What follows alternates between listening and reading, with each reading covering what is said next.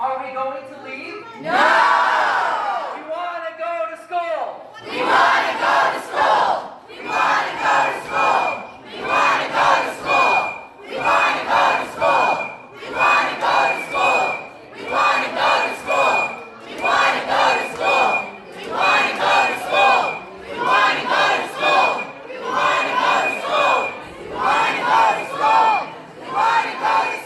want to go to school! We want to go to school!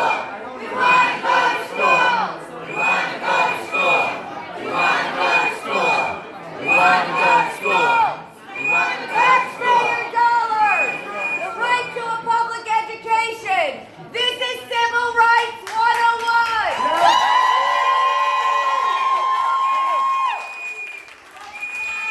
No child shall be banned from a public education in the United States of America!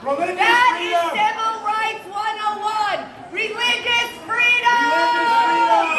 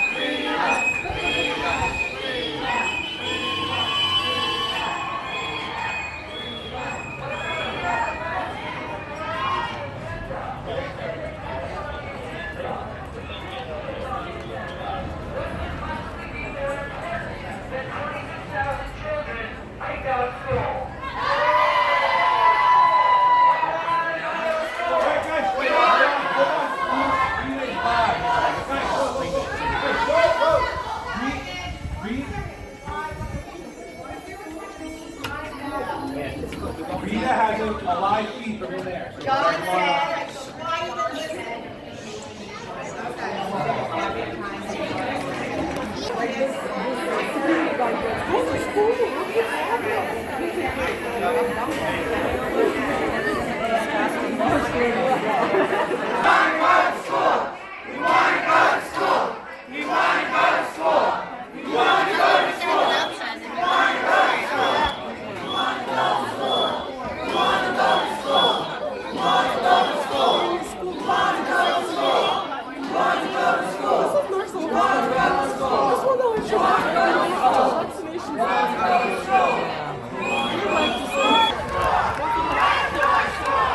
Let's go to school!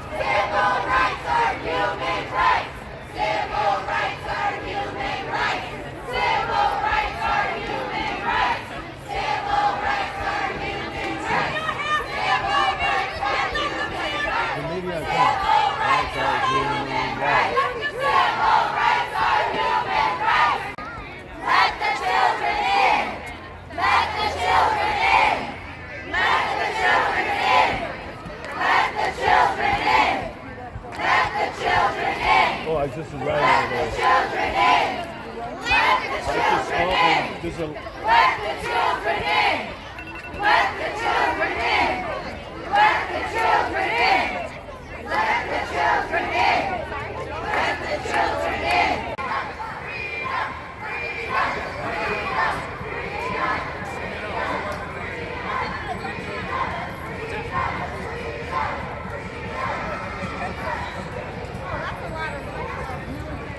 I'm just wondering, do we no longer have access to our public building?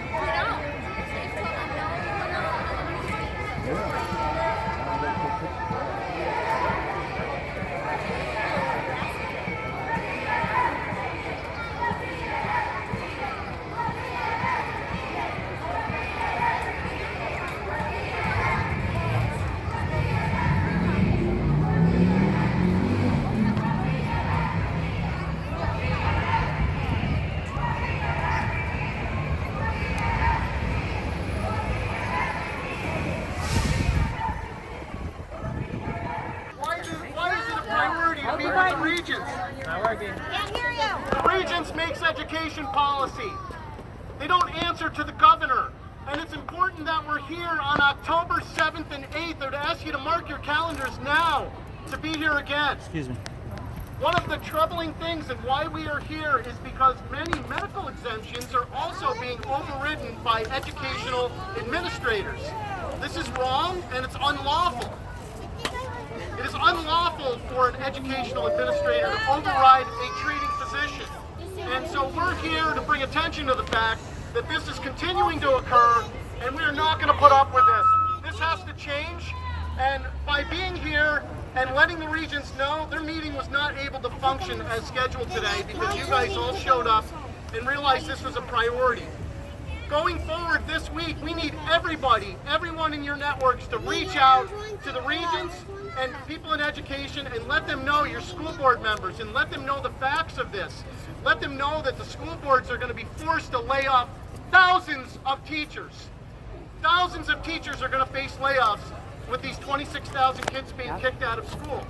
And if the teachers' unions were to be aware of this and were to flex their political muscle with the Regents here, they can issue emergency regulations, the Regents can, to get these kids back in school and make the legislature listen.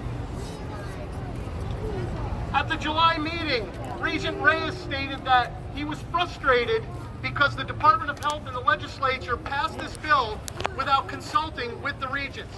The equivalent of what just happened is like they dumped a big pile of garbage in here, the Department of Health and legislature, and told the Regents to have fun cleaning it up. And so we're here today to bring attention to the fact that these kids have a legal right to be in school if they have IEPs, and if they have IEPs and 504 plans, those schools are legally obligated to provide those services. So continue to, if you have a child with an IEP or a 504, let your administrators know that you're required, you're in violation of federal law under IDA if you comply with this state law. You got out it on your mouth. That's how it works. And so we are here today to let the Regents know that they should be providing a free and appropriate education to all kids, and that all children, and those kids with IEPs, they're going to have to provide those services. It's going to be exponentially more money to the school districts to provide those services, and they're going to be facing layoffs. So keep on the message, keep talking to people, keep educating your school boards and school administrators, not only about your own personal story and those horrific stories, but how it's going to negatively impact their school districts, their school boards, and their school budgets. And I hope you'll all show up to do so. Thank you.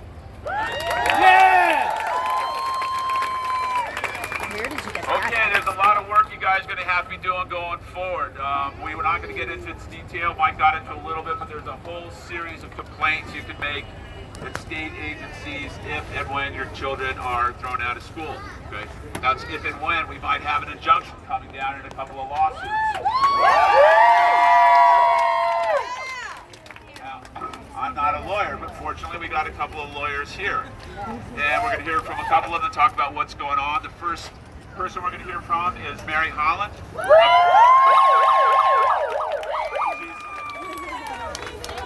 She is basically one of the strategists on the legal plan at Children's Health Defense with Bobby Kennedy and Michael Sussman and the whole crew there. So let's hear it for Mary Holland. Thank you, John Gilmore. And I want to explain to those who don't know why we're all wearing white. And this was John Gilmore's idea. It's for the disappeared children. This is echoing what was done in Latin America when parents lost their children. We're not going to let our kids disappear from school. It's out of the question. So it's fabulous that you all showed up. It's crucial. It's crucial. I got to sit in that meeting, and trust me, every second they were there, they knew you were right outside. And they could not carry out their normal agenda because of you. And you gotta keep showing up.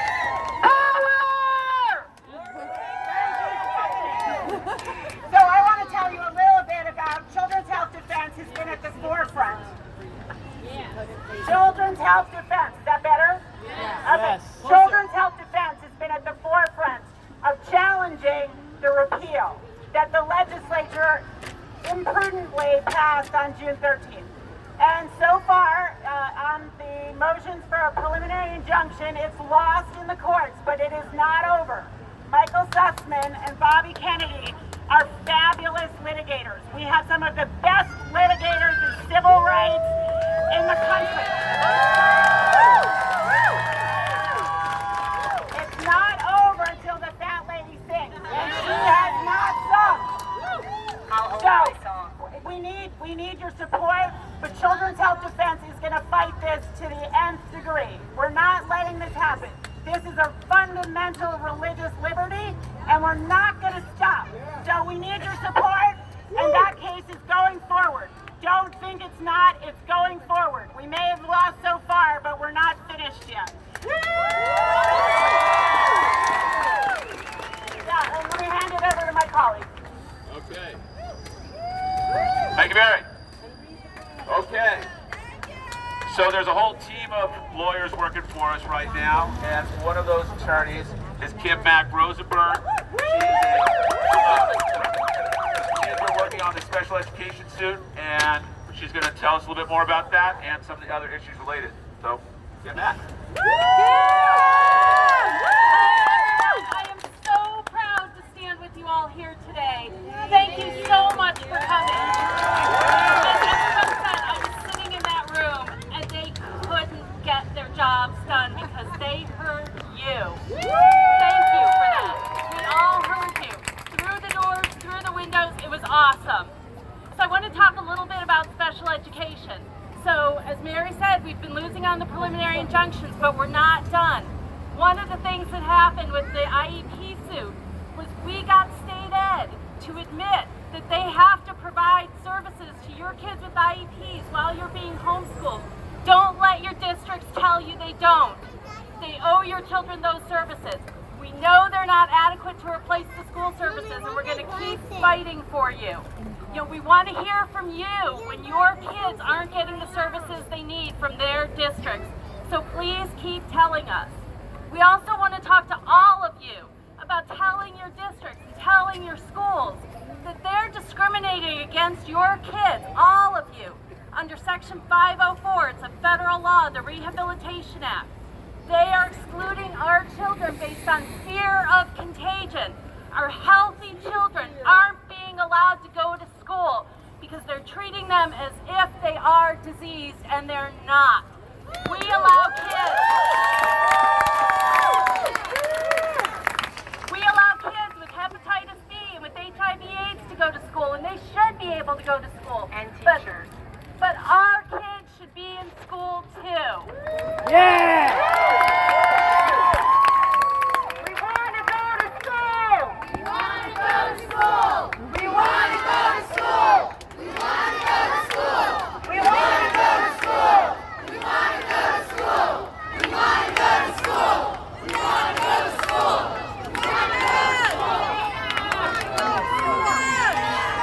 Freedom! Freedom! Thanks a lot, Kim. Okay, now, for all the a bunch of troublemakers here, obviously. But the biggest troublemaker we've got, where is she, Rita? Rita Palmer.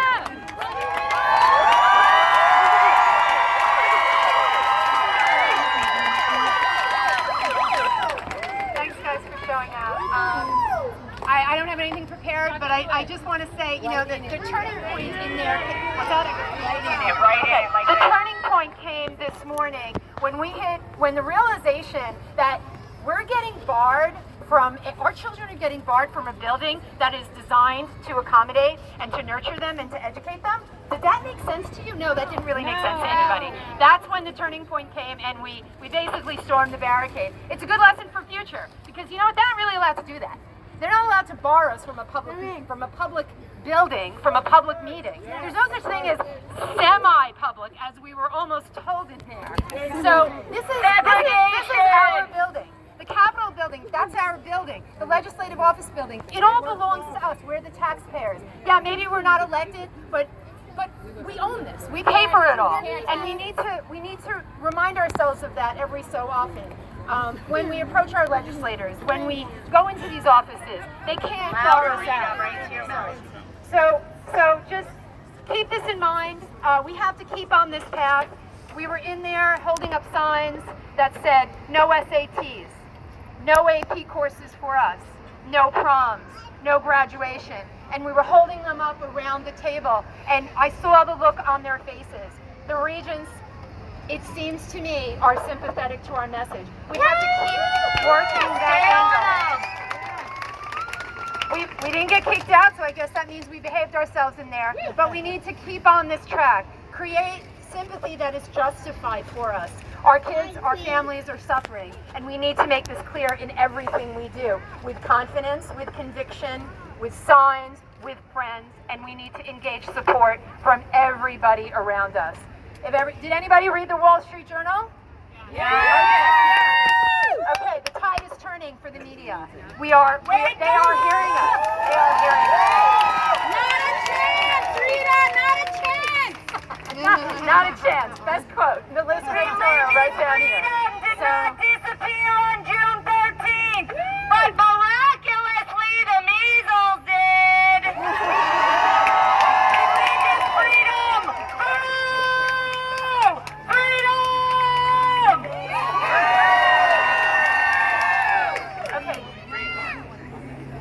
Okay. More people to talk. Thank you so much for coming. I want to talk to each and every one of you. We'll catch up at some point. And Thank you, Rita. Okay, we're not done today, folks. We got another stop to make, and that is at the Department of Health. Okay? I feel sorry for the people in this building, because they basically had this incredibly ridiculous law dumped on their desk and say, you guys deal with it. Okay? The people who are really behind it are the people we're going to go see now in the Department of Health. And what we're going to do, folks, is we're going to walk across this park, and we're going to head over that way. But basically, I'm going to hand it back over to Mike, because he has a much better idea of where we're going. All right, so Michael Smith, tell him what we're doing.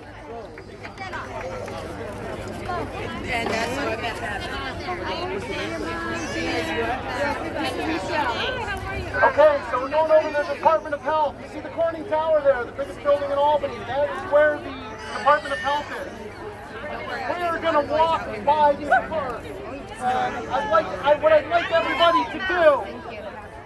Okay, the second floor is Governor Cuomo's office. As we walk by, I want us to yell up into the second floor and show them the signs, let them know our presence is here.